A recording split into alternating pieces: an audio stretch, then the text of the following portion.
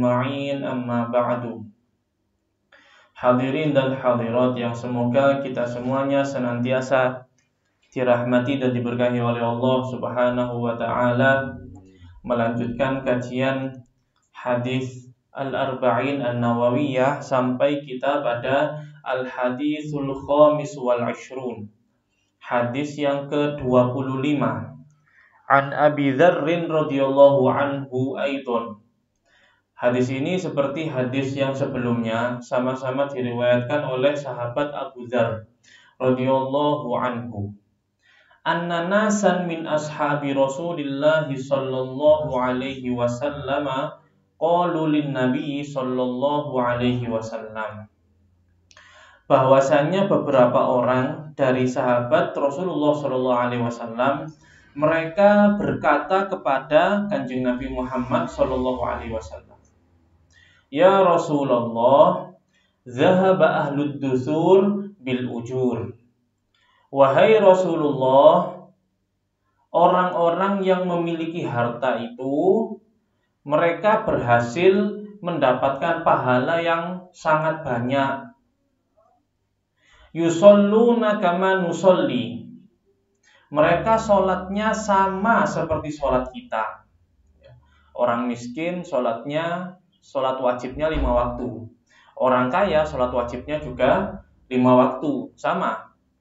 Yusalluna kama nusalli. Orang-orang kaya itu mereka sholatnya sama seperti sholat kita. Wa yasumuna kama nasumu. Dan mereka juga berpuasa sama seperti puasa kita. Kita ini yang melarat, kita puasa, diwajibkan oleh Allah puasa Ramadan. Yang sahabat-sahabat yang kaya itu mereka juga puasa Ramadan. Tapi kelebihan mereka, wa yatasaddaquna bifuduli amwalihim. Dan mereka bisa berbagi, mereka bersedekah dengan kelebihan harta mereka. Nah, ini yang tidak bisa disamai oleh orang-orang yang tidak memiliki uang. Yang punya uang mereka bisa bersedekah, yang nggak punya uang nggak bisa bersedekah. Nah, inilah yang memancing pertanyaan ini yang memancing para sahabat Rasulullah SAW mengeluh kepada Kanjeng Nabi Muhammad SAW. Ya Rasulullah, kami ini kok kalah ibadahnya sama orang-orang kaya. Ya. Namanya kaya miskin itu kan nasib. Sudah tergantung catatannya di sisi Allah Subhanahu wa taala. Nah, ini kok mereka bisa lebih amal ibadahnya daripada kita. Lebihnya itu di dalam bab berbagi, di dalam bab bersedekah. Lalu Rasulullah SAW menjawab mereka, qala awalaisa qad ja'alallahu lakum ma tasaddaqun. Bukankah Allah Ta'ala sudah membuat jalan di mana kalian bisa memperoleh pahala sedekah? Ya.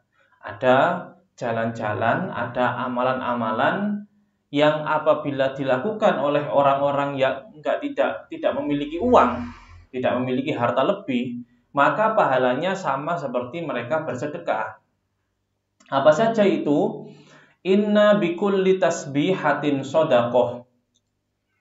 Sesungguhnya di setiap bacaan tasbih itu bernilai sedekah.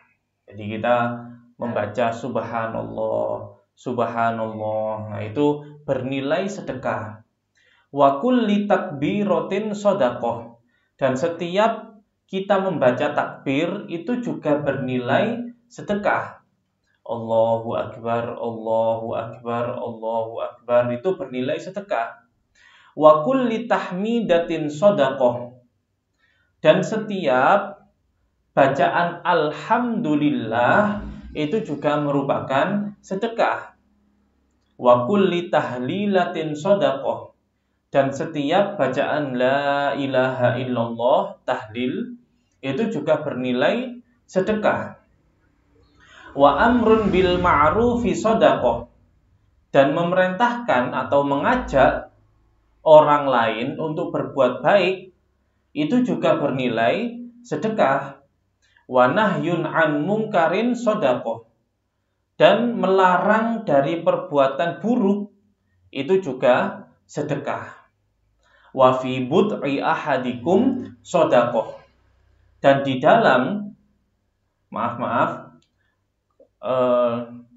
mubadoah itu artinya adalah kumpul suami istri. Ya. Di dalam kegiatan kumpul suami istri itu juga bernilai sedekah. Ya. Di sini maksud dari Rasulullah SAW mengungkapkan bahwasanya amalan-amalan ini semuanya bernilai sedekah.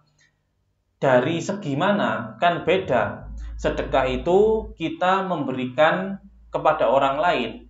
Istilahnya kita memberikan manfaat lah kepada orang lain. Kalau kita cuma subhanallah, alhamdulillah, Allahu Akbar, itu kan hanya sekedar omongan saja tanpa ada memberikan manfaat kepada orang lain.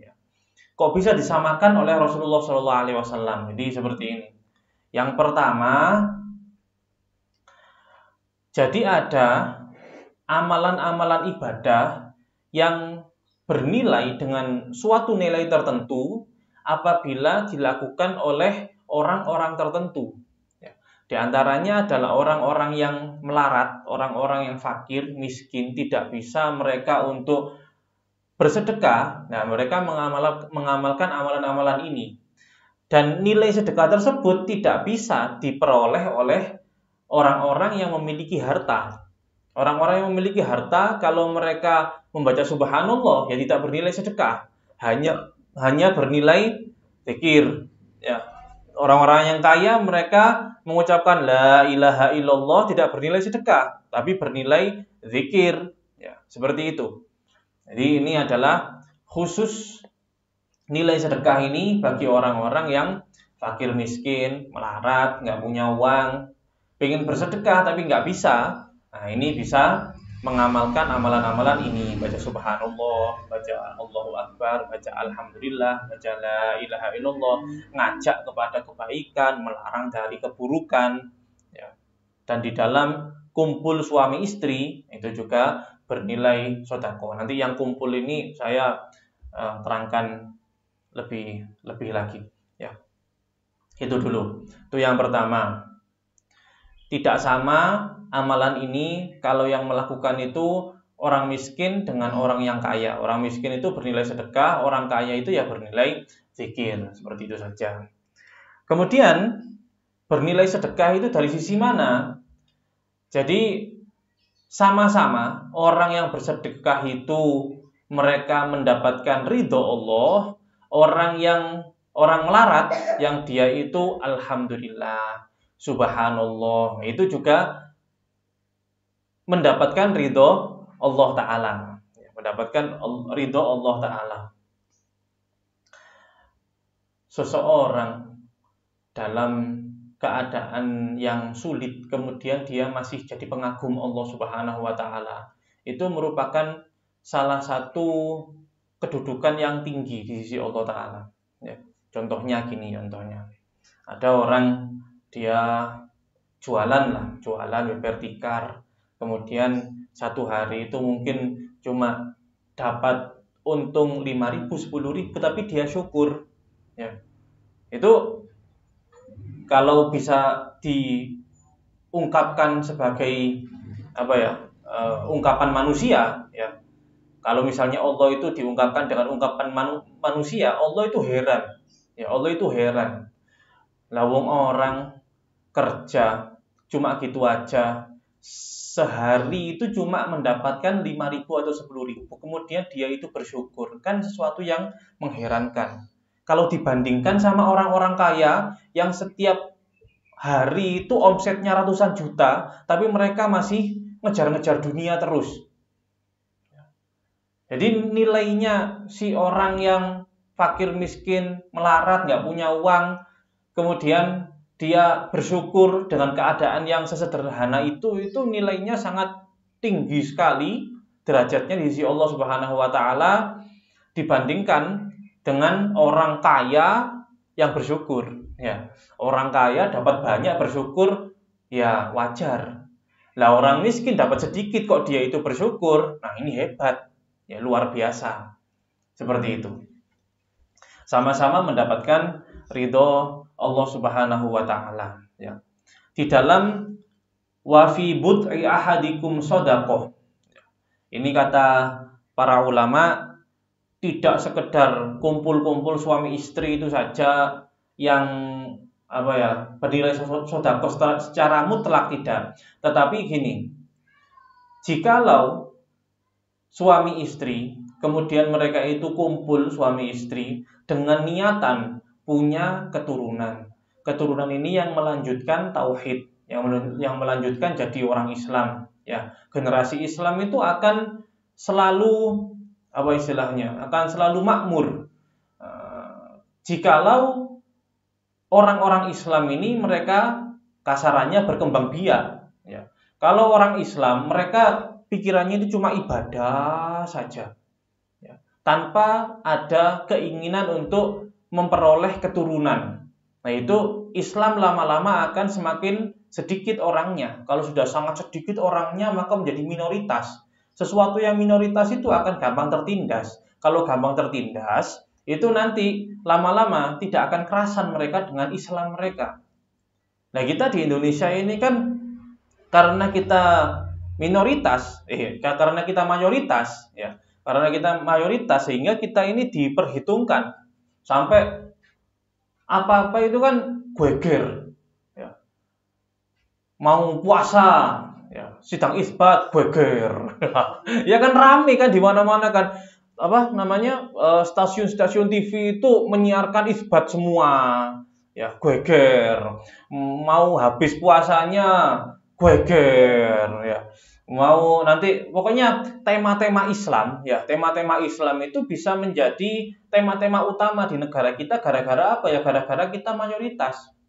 Ya, meskipun mayoritas kita ini entah berkualitas atau enggak itu enggak tahu. Pokoknya yang penting itu adalah mayoritas. Gitu loh maksudnya. Jadi kita tenang, mau ibadah di masjid tenang, tadarusan di mik sampai jam 11 malam tenang, ya kan? Ya kalau misalnya di negara minoritas, kemudian mereka jangankan sampai jam 11 malam, ya, mungkin azan itu saja sudah diprotes. Wah, apa ini? Kok ramai sekali? Ya, ibadah itu buat diri sendiri. Kenapa kok sampai ramai-ramai seperti ini? Ya, gara-gara barokahnya kita ini mayoritas, sehingga kita menjadi kuat. Kalau kuat itu jarang ada yang menentang, ya, jarang ada yang menentang. Seperti itu, istilahnya tidak tertindas. Itu adalah barokahnya mayoritas. Nah, mayoritasnya kita ini kita cari dengan apa? Ya ini, wa fi bud'i ahadikum shadaqah. Dengan kita kumpul suami istri itu bernilai sedekah, ya. Kalau kita kumpulnya suami istri itu tujuannya adalah untuk memperoleh keturunan. Kemudian keturunan tersebut nanti akan dididik dengan didikan Islam. Nanti dia akan yang melanjutkan estafet keislaman kita. Suatu saat kita meninggal dunia, kita punya generasi yang melanjutkan Islam kita ini. Mereka jadi orang-orang soleh, orang-orang ahli sujud kepada Allah Ta'ala. Itu kalau ada niatan seperti itu ketika laki dan perempuan kumpul, ya, suami istri, nah itu kumpulnya itu bernilai sedekah, ya, kumpulnya itu bernilai sedekah. Dan juga dari pandangan yang lain seperti ini, kumpulnya suami istri itu merupakan suatu kebutuhan. Segala sesuatu pemenuhan kebutuhan di dalam rumah tangga itu bernilai sedekah. Sampai Rasulullah Shallallahu Alaihi Wasallam beliau bersabda, apa itu? Hatta luqmatu tarfa'uha ila fi imro'atik sodaqoh. Sampai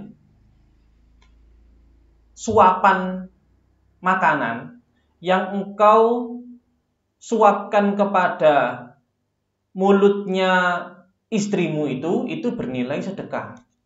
Padahal itu kan nafkah itu kan hukumnya wajib. ya, laki-laki itu wajib menafkahi istri. Tapi itu seperti itu pun masih dihitung sedekah oleh Allah Subhanahu wa taala. Ya, masih dihitung sedekah oleh Allah Subhanahu wa taala.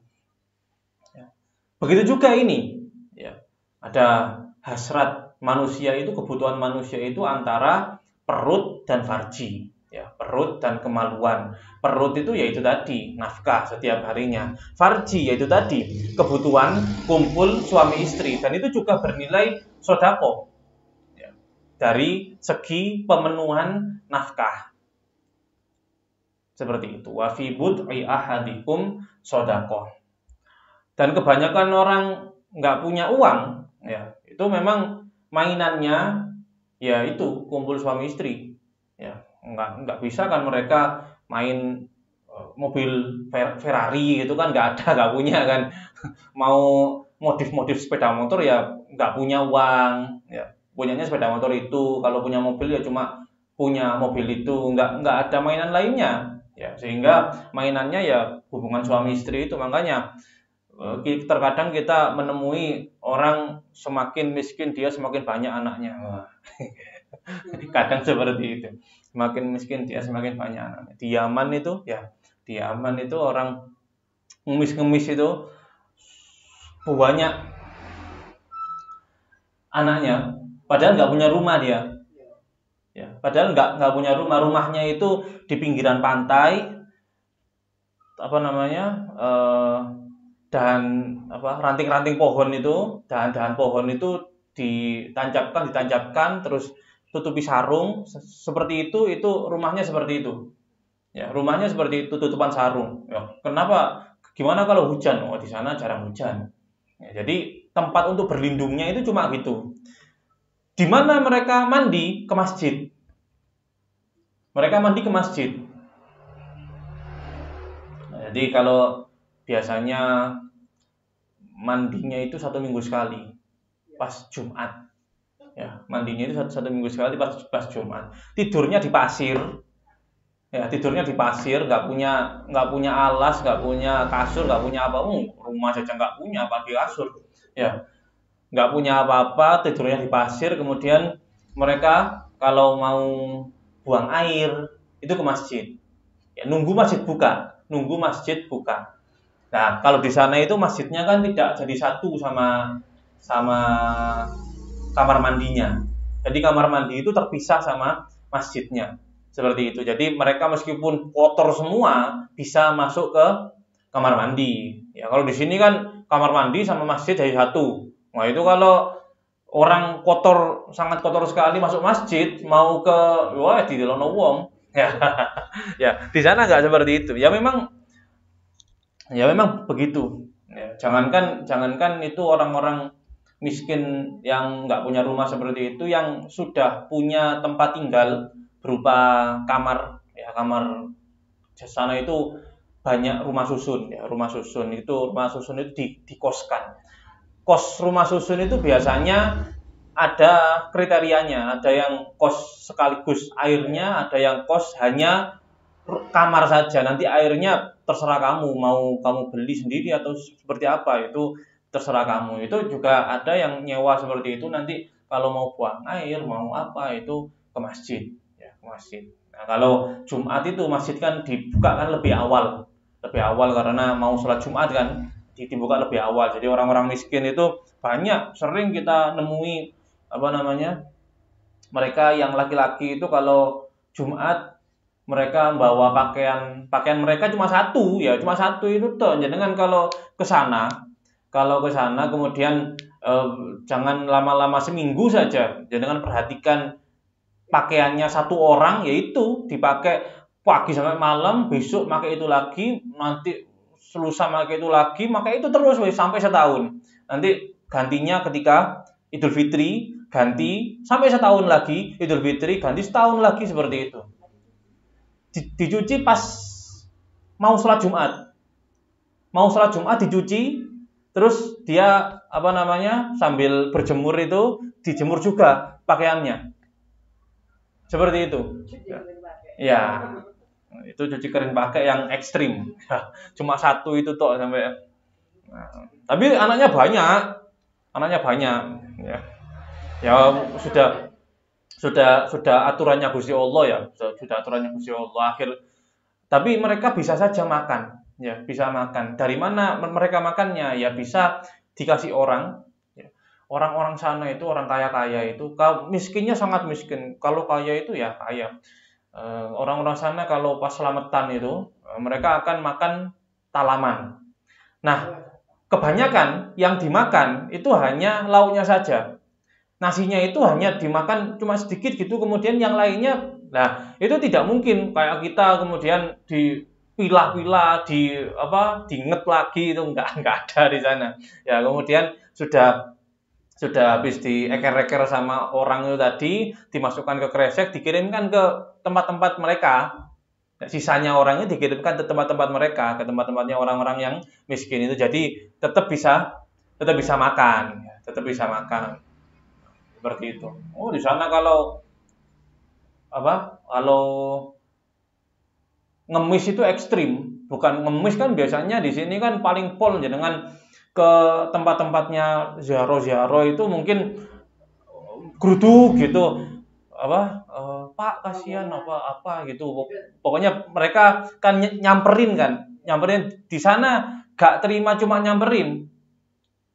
Habis sholat assalamualaikum warahmatullahi, jadi ceramah. Dia ceramah, wah saya nggak punya uang karena saya sakit, minta uang itu pokoknya. Ya itu di depan banyak orang. Nah seperti itu. Tapi anaknya banyak karena nggak punya mainan lain, mainnya itu. Ya itu mungkin kenapa kok Kanjeng Nabi ketika ngasih tahu kepada orang-orang miskin ini, kemudian ada di situ keterangan wafi buti ahadikum sodako, karena memang senengannya orang-orang miskin itu yaitu mainan gitu, ya seperti itu. Qalu ya Rasulullah, ayati ahaduna syahwatahu wa yakunu lahu fiha ajrun. Wahai Rasulullah, kok bisa seseorang dia itu melampiaskan syahwatnya tapi dia dapat pahala? Orang melampiaskan syahwatnya dengan kumpul suami istri itu, kemudian dia dapat pahala, kok bisa seperti itu, kok enak sekali gitu maksudnya. Qala aro'aitum law wada'aha fi haram akana alaihi wizrun. Coba pikir, kalau misalnya dia lakukan itu secara haram, dia dapat dosa kan? Ya. Kalau dia melakukan kumpul itu, tapi kumpulnya bukan suami istri, ya, dengan zina, ya, haram kan? Ya haram. Fakadzalika idza wada'aha fil halal kana lahu ajrun. Begitu juga kalau dia menempatkan syahwatnya itu pada sesuatu yang halal, maka dia mendapatkan pahala. Karena apa? Tadi pemenuhan kebutuhan. Namanya kebutuhan sudah tidak bisa dihindari, tidak bisa dielakkan. Sehingga dengan pemenuhan kebutuhan tersebut dan dilakukan secara halal, itu juga mengundang ridhonya Allah Ta'ala. Maka Allah Ta'ala akan memberikan pahala bagi orang tersebut. Seperti itu. Hadis ini rawahu Muslim, diriwayatkan oleh Imam Muslim. Kita lanjut ke hadis berikutnya. Al-haditsus sadis wal ishrun, hadis yang ke-26. An Abi Hurairah radhiyallahu anhu, diriwayatkan oleh sahabat Abu Hurairah radhiyallahu anhu. Qala, beliau bercerita, qala Rasulullah sallallahu alaihi wasallam, Rasulullah sallallahu alaihi wasallam pernah bersabda, kullu sulama minan nasi alaihi shadaqah.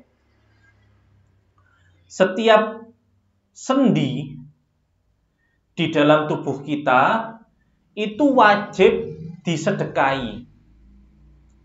Sendi itu ini loh, yang buat bisa gerak ini loh. Nah, ini kullu sulama minan nas alaihi shadaqah. Setiap sendi itu perlu disodakoi. Ya. Kulla yaumin tatlu'u alaihi fihi syamsu. Sedekahnya kapan? Setiap hari, setiap matahari terbit. Ya. setiap matahari terbit, kita masuk ke hari yang baru, maka kata Rasulullah, wajib kita mensedekahi ruas-ruas sendi-sendi kita. Ya, sendi-sendi kita wajib kita sedekahi. Sendi itu merupakan salah satu nikmat yang diberikan oleh Allah Subhanahu wa taala kepada seorang manusia.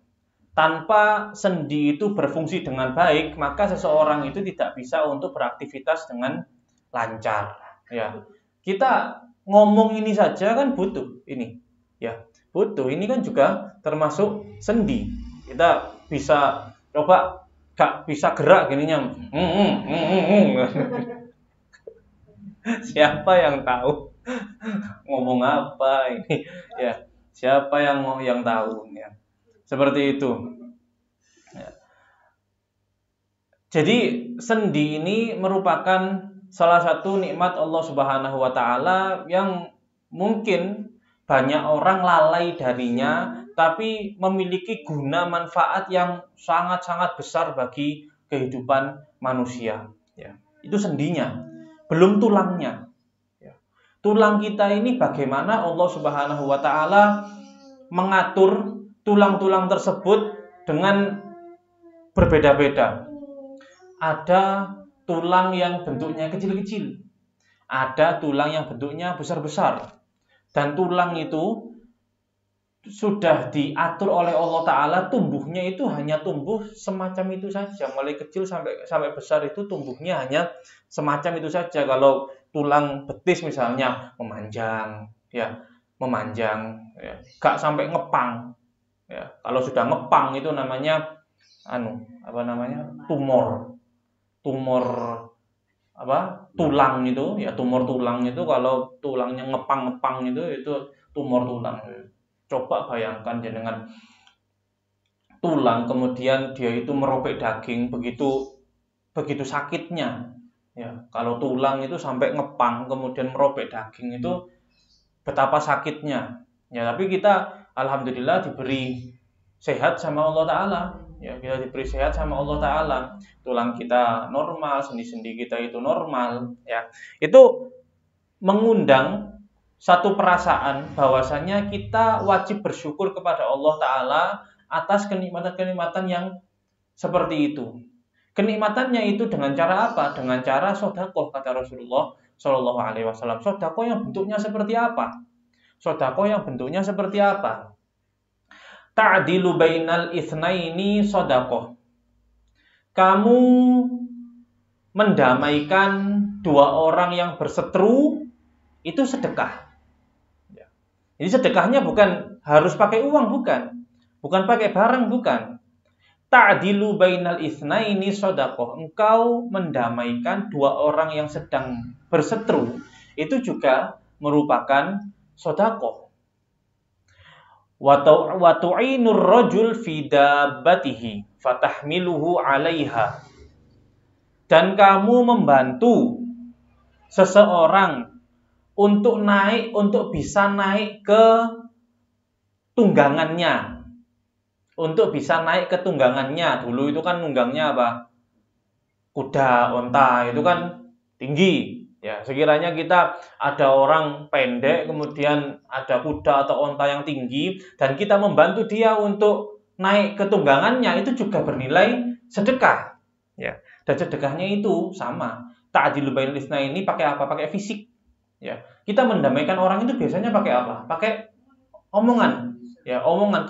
Makanya saya tadi ngomong bahwasanya kita ngomong ini saja, ya butuh namanya sendi. Ya, sendi ini kita istilahnya kita manfaatkan untuk sesuatu di jalan Allah Ta'ala.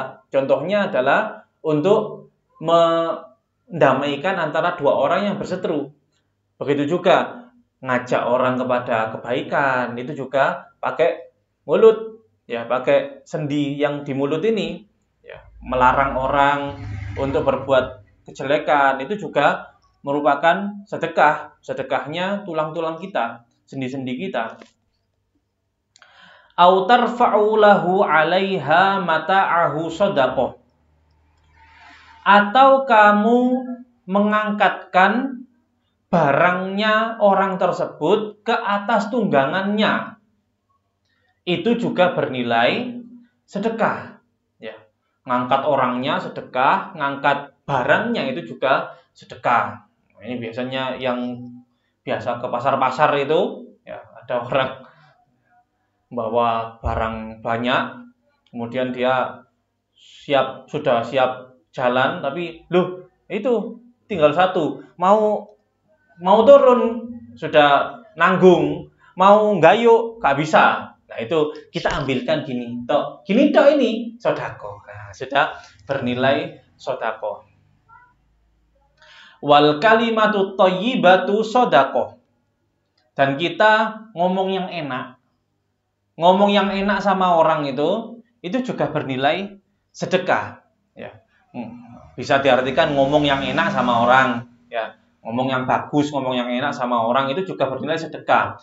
Bisa jadi diartikan zikir. Wal kalimatu thayyibah. Al kalimatu thayyibah itu bisa diartikan zikir. Ya tadi, subhanallah itu sedekah. Allahu Akbar itu sedekah. Alhamdulillah itu sedekah. La ilaha illallah itu sedekah. Wa bikulli khutwatin tamshiha ila shalah sedekah. Dan setiap langkah kaki menuju ke tempat sholat itu juga sedekah. Ya, setiap langkah kaki kita menuju untuk sholat itu juga bernilai sedekah. Wa tumitul adza 'anit thoriqi sedekah. Dan kamu mengambil sesuatu yang berpotensi bisa menghalangi jalan. Ya, ada duri di jalan, ada paku di jalan, ada batu di jalan, ada ranting yang besar. Ya, biasanya sekarang musim hujan itu nggak tahu di sini di sana di jalan mau ke Gubuk Laka itu anginnya kan besar, jadi pohon-pohon atau ada ranting-ranting itu tumbang, biasanya besar gini tadi tengah jalan itu menyingkirkan itu dari tengah jalan itu juga bernilai sedekah. Nah, itu Rawahul Bukhari wa Muslim. Di sini diriwayatkan oleh Imam Bukhari dan Imam Muslim. Saya baca di sini ada sesuatu yang menarik tadi.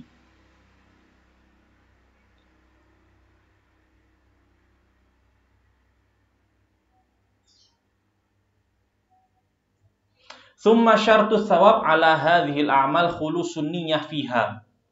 Syarat kita mendapatkan pahala dari perilaku sosial kita tadi, yang nolong orang, naik ke tunggangannya, menaikkan barangnya, itu semua kita mendapatkan pahala dari hal tersebut apabila kita lakukan hal itu dengan ikhlas.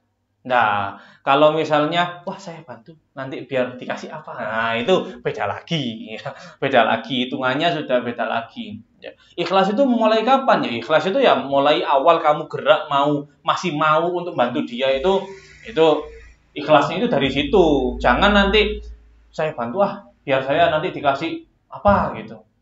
Sudah bantu, ternyata cuma dikasih terima kasih.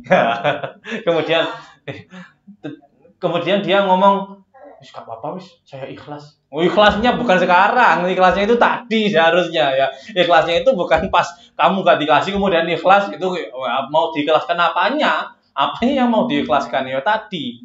Ya, nanti kalau sudah niatnya itu ikhlas, nanti dikasih nggak dikasih, kalau dikasih ya alhamdulillah, nggak dikasih ya sudah. Nah, seperti itu. Tapi mulai kita gerak untuk mau bantu itu sudah masang niat yang ikhlas. Dari situ masang niat ikhlasnya. Nah, seperti itu. Itu yang pertama. Kemudian ada keterangan lagi. Nah, ini. Rawal Bukhari wa Muslim fi ba'di turuqi Muslim, di dalam sebagian riwayat Imam Muslim, yusbihu ala kulli sulama min ahadikum shadaqah. Masuk pagi hari, setiap sendi-sendi kita itu butuh disedekahi. Fakullu tasbihatin shadaqah, setiap kita baca tasbih itu bernilai shadaqah. Wa kullu tahmidatin shadaqah, dan setiap kita baca alhamdulillah itu bernilai shadaqah. Shadaqah untuk ini.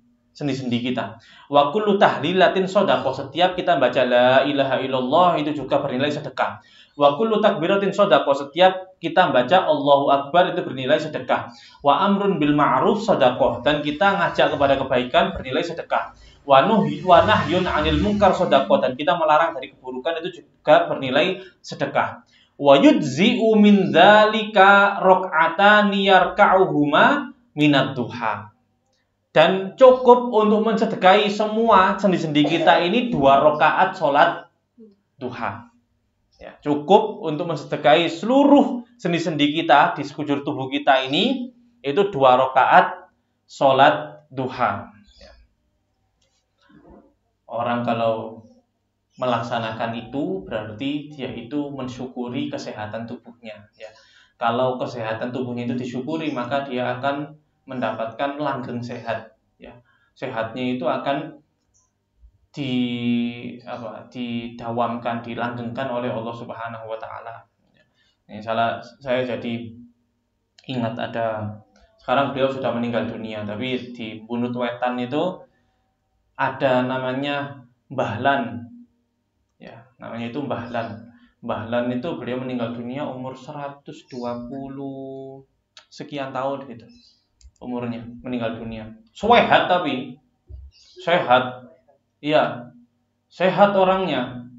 Orang masih belum ke masjid waktu tahajud itu, masih belum ke masjid, jam 2 itu beliau sudah di masjid. Ya. 121 umurnya. Orang masih belum ke masjid itu beliau sudah di masjid. Tuh pernah ketemu sama Kiai Abdul Hamid Pasuruan, ya, dipeseni. Beliau itu dipeseni dulu, jangan meninggalkan sholat duha. Tak lupa saya 4 rakaat atau 8 rakaat, pokoknya dipeseni jangan meninggalkan sholat duha 4 rakaat atau 8 rakaat gitu. Dan beliau mulai dipeseni seperti itu sampai akhir hayatnya beliau tidak pernah meninggalkan sholat duha. Ya mungkin kesehatan tubuhnya itu ya karena barokahnya sholat duha. Ya, mungkin kesehatan tubuhnya itu karena barokahnya sholat duha, karena tidak pernah meninggalkan sholat duha. Ya, seperti itu.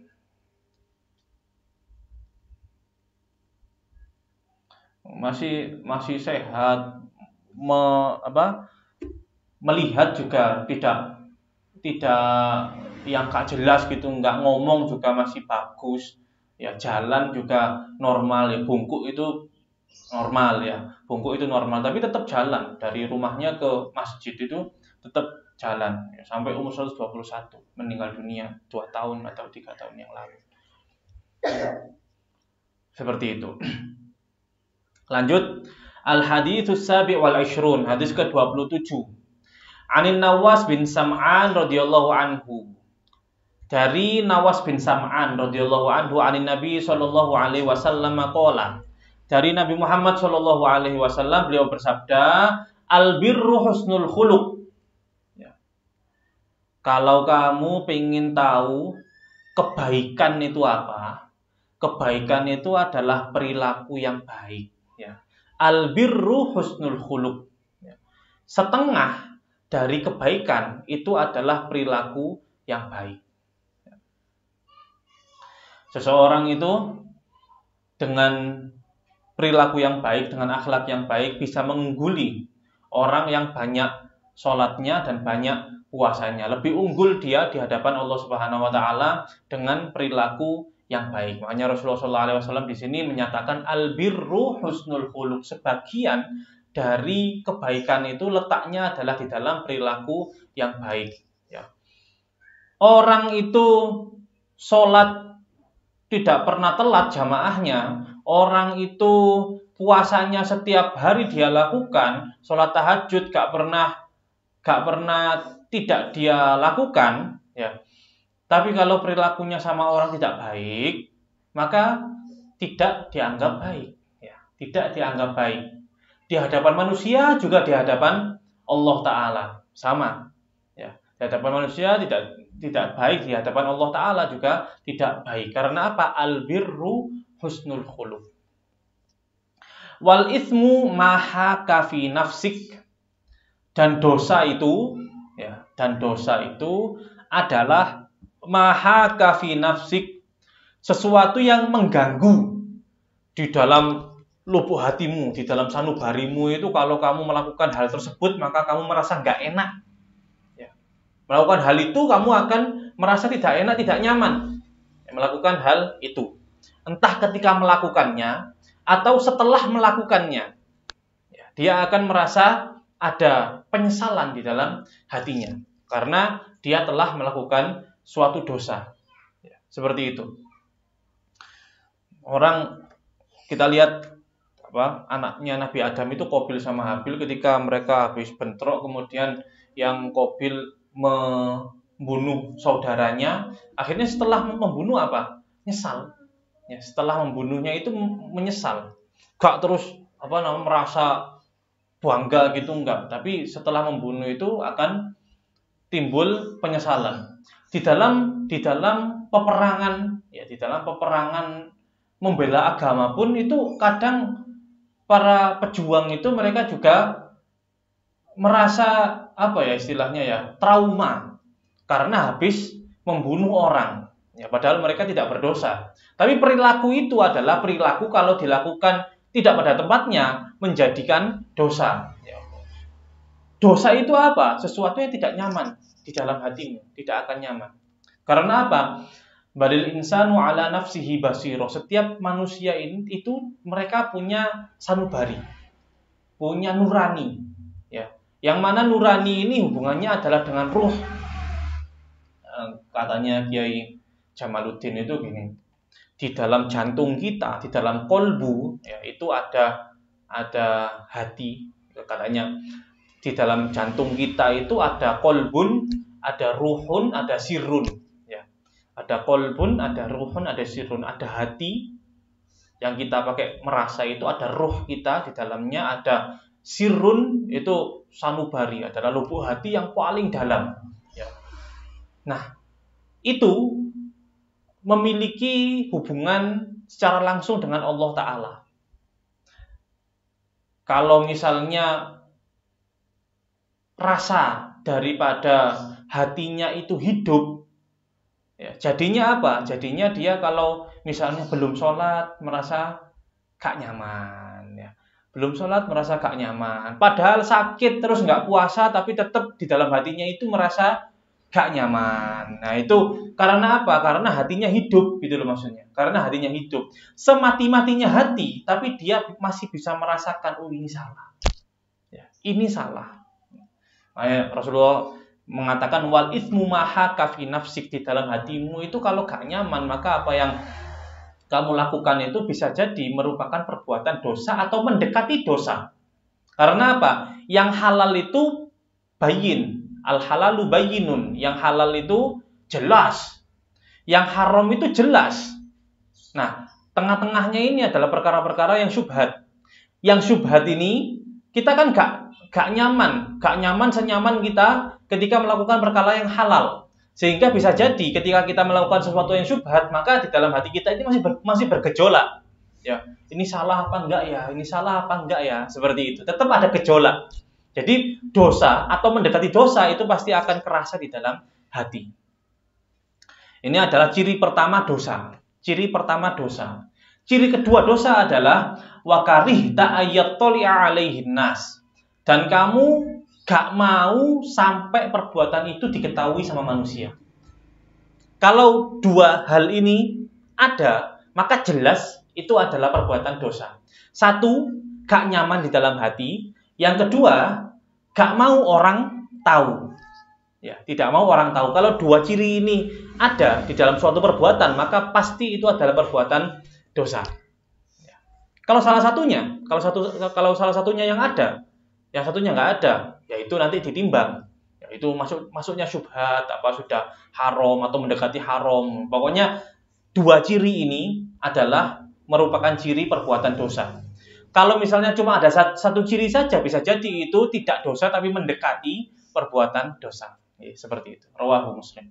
Wa an Wabisa bin Ma'bad radhiyallahu anhu qala ataitu Rasulullah sallallahu alaihi wasallam faqala, saya datang kepada Rasulullah sallallahu alaihi wasallam, kemudian beliau mengatakan, ji'ta tas'alu 'anil bir, apakah kamu datang ke sini menanyakan tentang kebaikan? Qultu, sahabat ini mengatakan, na'am, iya. Qala istafti qalbak, kalau kamu mau tahu yang mana yang baik, yang mana yang buruk itu istafti qalbak, tanya ke hatimu. Ya, tanya kepada hatimu.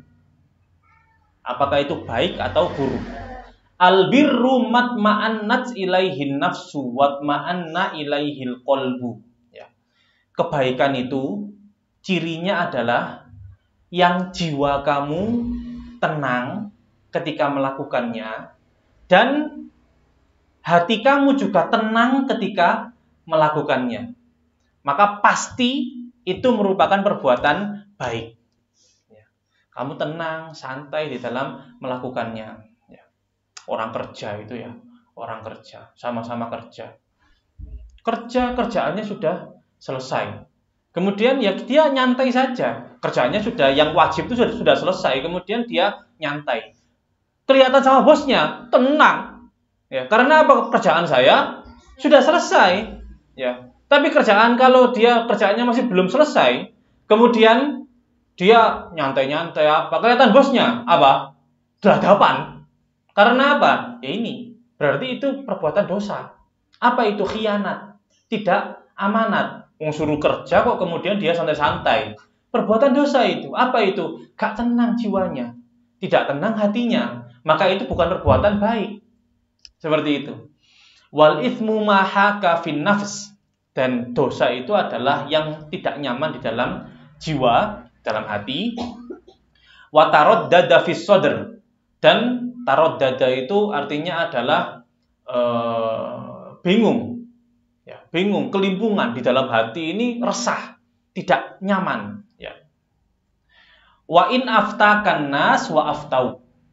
Meskipun orang-orang ngomong kalau itu nggak apa-apa, ya, nggak apa-apa, kok masih panjang waktunya gitu misalnya. Kerja itu loh, ini loh sih nyantai nanti waktunya masih panjang, santai saja. Meskipun orang ngomong nggak apa-apa, tapi kalau misalnya di dalam hatimu itu merasa resah, maka pasti itu perbuatan nggak baik. Ya, pasti itu perbuatan yang tidak baik. Nah, seperti itu. Ini kalau misalnya saya contohkan zakat ya, zakat. Sekarang ini ada fatwa dari satu lembaga lah yang menyatakan dari sananya, dari pusat ya. Pokoknya dari pusat lah. Pusat organisasi ini mengatakan fatwa kalau zakat beras ya. Zakat beras itu 2,5 kilo ya, 2,5 kilo. Meskipun ada fatwa seperti itu, tapi kalau saya misalnya, saya ada fatwa seperti itu dan saya tahu hitungan saya sendiri itu, saya pernah ngitung 2,71, 2,72. Ada yang menggenapkan 2,7,5 gitu. 2,75 lah, 2,75. Ada yang menggenapkan seperti itu. Kemudian ada fatwa turun dari organisasi tersebut menyatakan bahwasanya beras itu kalau zakatnya ya 2,5. Tetap saya ngambil fatwa yang itu pun saya tidak akan nyaman. Karena apa? Saya tahu kalau itu salah. Nah, kalau nggak nyaman ketika melakukannya, nah ini tanda-tanda bahwasanya itu dosa atau mendekati dosa. Ya, dosa atau mendekati dosa. Seperti itu. Jadi Allah Ta'ala sudah istilahnya memberikan perangkat di dalam diri kita untuk mengetahui mana yang baik, mana yang buruk. Ada perangkatnya sudah di dalam diri kita untuk mengetahui mana yang baik, mana yang buruk. Ya tinggal kita menghidupkan perangkat tersebut atau tidak. Menghidupkannya dengan apa? Ya dengan selalu mendekat kepada Allah Ta'ala. Ya, mematikannya dengan cara apa? Ya bermaksiat kepada Allah Ta'ala. Semakin dia itu orang baik, orang soleh, maka perilakunya tidak akan serampangan. Ya, perilakunya tidak akan serampangan. Karena apa? Hati nuraninya itu hidup. Ya, dia tahu mana yang baik, mana yang buruk. Haditsun sahih, ini adalah hadis sahih rawainahu fi musnadai al-imamaini Ahmad bin Hanbal wa Darimi bi isnadin jayyid. Wallahu taala a'lam. Bismillahirrahmanirrahim. Asyhadu an la ilaha illallah. Astaghfirullah. Nas'aluka ridhaka wal jannah wa na'udzu bika min sakhatika wan nar. Asyhadu an la ilaha illallah. Astaghfirullah. Nas'aluka ridhaka wal jannah wa na'udzu bika min sakhatika wan nar. أشهد أن لا إله إلا الله. أستغفر الله. نسألك رضاك والجنة ونعوذ بك من سخطك والنار. اللهم إنك عفو كريم تحب العفو فاعف عنا. اللهم إنك عفو كريم تحب العفو فاعف عنا. اللهم إنك عفو كريم تحب العفو فاعف عنا يا كريم. اللهم يا عظيم يا عظيم يا عظيم اغفر الذنب العظيم فإنه لا يغفر الذنب العظيم إلا العظيم. الفاتحة. أعوذ بالله من الشيطان الرجيم. بسم الله الرحمن الرحيم. الحمد لله رب العالمين الرحمن الرحيم مالك يوم الدين. Lebihnya saya mohon maaf, saya akhiri. Wassalamualaikum warahmatullahi wabarakatuh.